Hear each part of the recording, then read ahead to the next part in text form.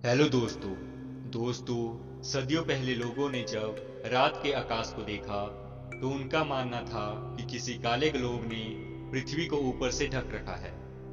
वे मानते थे कि तारे प्रकाश के पिन पॉइंट हैं। सूर्य, चंद्रमा और अन्य ग्रह पृथ्वी की परिक्रमा करते हैं। वे मानते थे कि ब्रह्मांड बहुत छोटा है और उसका केंद्र हमारी पृथ्वी है। लेकिन बाद में कोपरनिकस और गैलीलियो जैसे साइंटिस्ट आए और उन्होंने इस पर और खोज की। लेकिन उनकी खोज के बाद भी लोगों को ये समझने में एक सदी लग गई कि पृथ्वी ब्रह्मांड के केंद्र में नहीं है। फिर जैसे जैसे टाइम बीतता गया तो उन्हें ब्रह्मांड के बारे में और भी जानने को मिला। आज हम उन्नत टेलीस्कोप, सैटेलाइट और प्रोब्स की मदद से यूनिवर्स को स्टडी कर रहे हैं। अब हमारे पास पृथ्वी के लाखों लाइट ईयर दूर की गैलेक्सियों के फोटोज भी हैं। वैज्ञानिक आज भी इन पर और ज्यादा स्टडी कर रहे हैं। लेकिन क्या हम यूनिवर्स के बारे में जानते हैं? क्या हमारा यूनिवर्स लगातार फैल रहा है? क्या हमारा यूनिवर्स इनफाइनाइट है? अगर ये अनंत नहीं है तो यूनिवर्स की सीमा के बाद वहां पर क्या एग्जिस्ट करता है? और वास्तव में अंतरिक्ष कैसा दिखता है? ये कुछ ऐसे क्वेश्चंस हैं जिनके बारे में हम आज भी नहीं जानते। लेकिन साइंटिस्ट आज भी इन पर स्टडी कर रहे हैं। कुछ मैथमेटिक्स, तो कुछ फिजिक्स, तो कुछ फिलोसफी के तरीकों से इन पर स्टडी कर रहे हैं। हमारा स्पेस कैसा दिखता है, इस पर साइंटिस्टों की बहुत सी थ्योरीज हैं।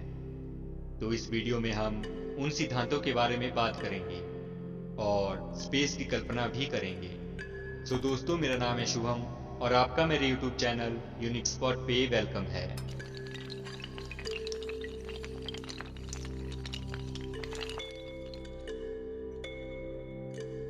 दोस्तों, ब्रह्मांड की शेप को जानने के लिए 3 थ्योरीज हैं। The big bang theory, the theory of gravity और general relativity theory of Einstein. ज्यादातर कॉस्मोलॉजिस्ट ब्रह्मांड को समझने के लिए इन 3 थ्योरीज की ही मदद लेते हैं।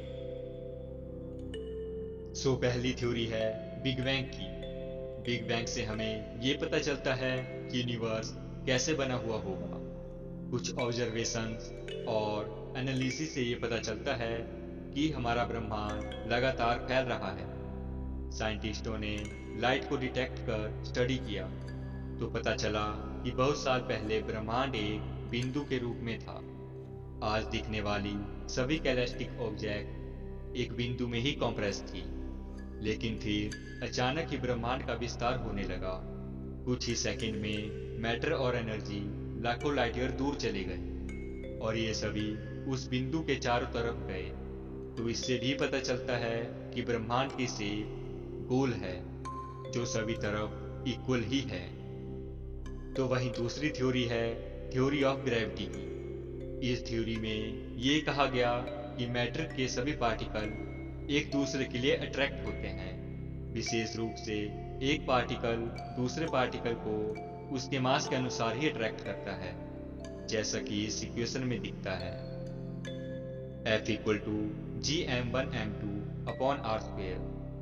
जिसमें F force of gravitational attraction है, m1 m2 दो ऑब्जेक्ट का मास है, r दोनों ऑब्जेक्ट का मास है एंड g ग्रेविटेशनल कांस्टेंट है। ये बहुत ही छोटा नंबर है। इसकी वजह से ही पता चलता है कि दो ऑब्जेक्ट एक दूसरे के साथ कैसे चिपके हुए रहते हैं। अगर बिग बैंग थ्योरी सही है तो जब ब्रह्मांड का जन्म हुआ था तो मैटर्स को आगे बढ़ने के लिए एक बहुत बड़ा विस्फोट जरूर हुआ होगा, जिससे ही सारे मैटर्स उस ग्रेविटेशनल अट्रैक्शन से बाहर गए होंगे। वैज्ञानिक इस बात का पता लगा रहे हैं कि ब्रह्मांड में कितना मैटर है। यह ग्रेविटेशनल पुल धीरे धीरे स्लो होगा और हो सकता है एक पॉइंट पर पहुंचकर ब्रह्मांड फिर से सिकुड़ना शुरू कर दे। लेकिन अगर ब्रह्मांड में ज्यादा मैटर नहीं है तो ग्रेविटी ब्रह्मांड को रोक नहीं सकती और ये हमेशा फैलता ही जाएगा। फिर थर्ड थ्योरी है थ्योरी ऑफ रिलेटिविटी की, जिसमें ये बताया जाता है कि हमारा स्पेस कर्व्ड है। स्पेस के सारे ऑब्जेक्ट इलिप्टिकल पाथ पे ही चलते हैं वे ऐसे ग्रेविटी के कारण नहीं चलते, वे ऐसे इसलिए चलते हैं क्योंकि स्पेस खुद ही कर्व्ड है, जिसमें स्ट्रेट लाइन एक लूप है। दोस्तों, ये तीनों ही सिद्धांत स्पेस को अलग अलग शेप देते हैं और अलग अलग शेप के बारे में भी बताते हैं, लेकिन कोई भी ठीक ढंग से ये बता नहीं पाता कि हमारा स्पेस रियल में कैसा है। सो दोस्तों, ऐसी कुछ थ्योरेटिकल शेप्स भी हैं स्पेस की, लेकिन हम ये नहीं जानते कि उनमें से कौन से राइट शेप हैं। आइए अब 3 ऐसी थ्योरेटिकल शेप के बारे में जानते हैं। ये मॉडल कर्वेचर के ऊपर बेस्ड है। ये 3 कर्वेचर इस प्रकार है। फर्स्ट है जीरो कर्वेचर, सेकंड है पॉजिटिव कर्वेचर और थर्ड है नेगेटिव कर्वेचर। जिसमें जीरो कर्वेचर का मतलब है कि ब्रह्मांड एक फ्लैट शेप में है जो 2 डायमेंशनल में है और इसमें इतने मैटर है कि ये अपना विस्तार करता जाता है, लेकिन टाइम के साथ साथ इसके फैलने की स्पीड कम हो जाती है।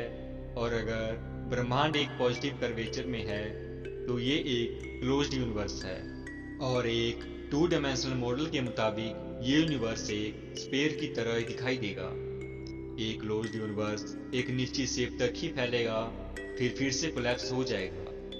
फिर थर्ड है नेगेटिव कर्वेचर। इसकी कल्पना करना थोड़ा मुश्किल है। एक नेगेटिव कर्वेचर में 2 लाइन एक दूसरे के पैरेलल होगी। इन नेगेटिव कर्वेचर ब्रह्मांड में ज्यादा मैटर नहीं होगा, जिससे कि ये लगातार विस्तार करता ही जाएगा। लेकिन इसका ये मतलब नहीं है कि हमारा ब्रह्मांड फ्लैट या गोल आकार का है। 2 डायमेंशनल तो हमने सिर्फ आपको एग्जाम्पल दिए हैं।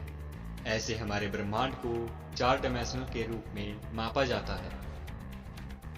तो दोस्तों, ये थी कुछ ऐसी थ्योरीज जिससे कि हम ब्रह्मांड के शेप का अनुमान लगा सकते हैं। तो दोस्तों, आपको क्या लगता है कि हमारा ब्रह्मांड किस शेप का है?